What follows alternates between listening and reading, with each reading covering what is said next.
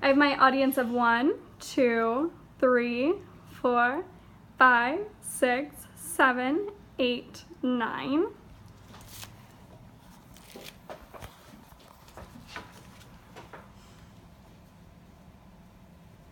Imagine living in a society where we've advanced socially and technologically beyond a substantial income gap.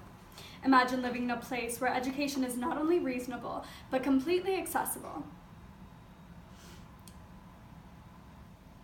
Imagine a society with a higher standard of living, more awareness of social problems, and citizens with a drive to make society better.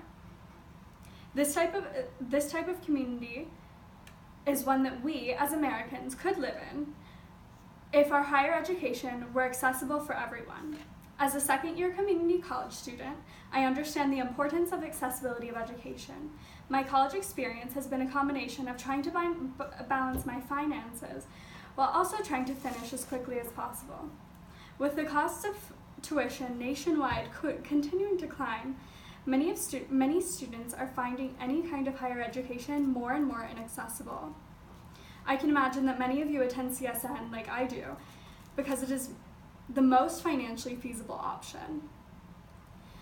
While some of us have been provided a good amount of support through state scholarships and national financial aid, some students have not been so lucky. Sustaining a well-educated population is not only important to our society socially, but also can benefit our economy through growth of entrepreneurship, higher salaries for more qualified workers, and ultimately, a higher GDP. In my speech, I'll address the problem of inaccessibility of education, how to implement the solution of tuition-free community colleges, and the benefits that many cities and countries with low and no-cost education have seen.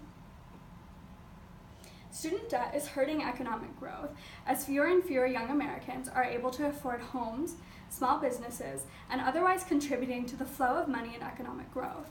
According to Sandy Baum, an education journalist for CNBC in 2016, unpaid student debt can have a ripple effect on the economy, in part because the federal government typically does not recoup the full amount in default.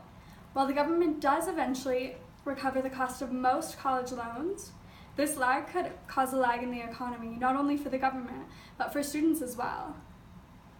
Baum goes on to say, in a recent survey, 23% of first-time buyers said it was hard for them to save for a down payment, and within that group, 57% that student debt was impeding their saving, up from 54% the year earlier.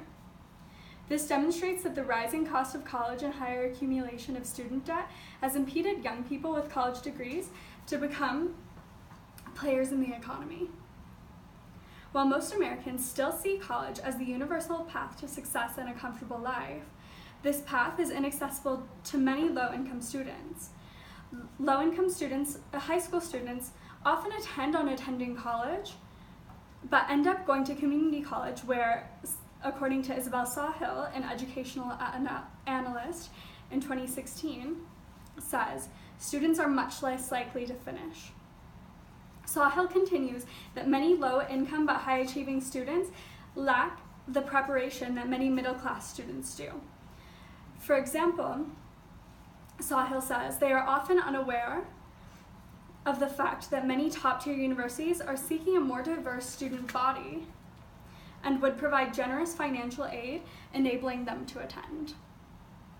Low-income students, even if they finish school, often end up in a worse, more disadvantaged position because of their tendency to accumulate higher student loans than their upper and middle-class counterparts, who often have families who are able to help them financially through school. Typically, lower income students have higher rates of defaulting on student loans and more difficulty recovering from loans, often being the students who have the most difficulty with the economic problems that I spoke about earlier, such as eventually becoming homeowners. Some countries in Europe and Asia have managed to afford free college for all degrees through graduate and doctorate education as well. Somehow, according to Sawhill, European countries spend far less per capita on higher education than the US does, but get a much greater bang for their buck in terms of college completion rates.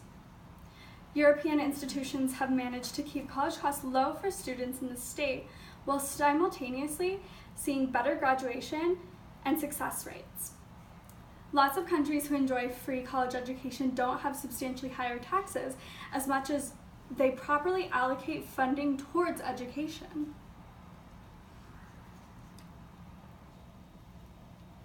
Where federal funding for education in the US has seen a significant drop in the past years. According to Abby Jackson from Business Insider in 2015, this evidence suggests that at a national and state level, with reallocation of tax dollars to prioritize education, that higher education could become much more accessible for Americans. And while reallocation of tax dollars may seem easier said than done, it may be easy to convince politicians while weighing the eventual economic benefits of higher income due to higher education. This results in higher tax revenue when students reach the workplace, higher rates of home ownership, and ultimately, higher spending in GDP. According to Sahil, society sees many non-economic benefits to educated citizens, including creating more informed citizens, better health, better parents, more job satisfaction, and other benefits as well.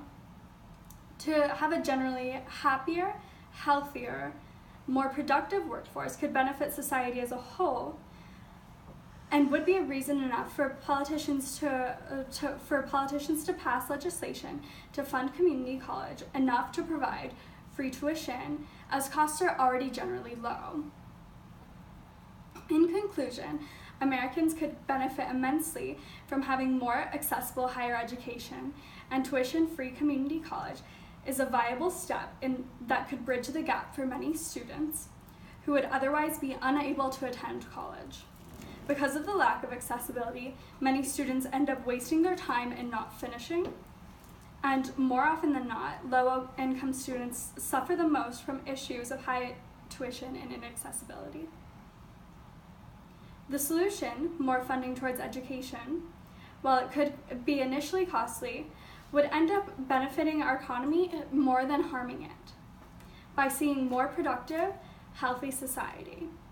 At a point in our society where student debt and low college graduation rates seem to burden our society nearing the point of an epidemic, free community college seems to be the most practical solution.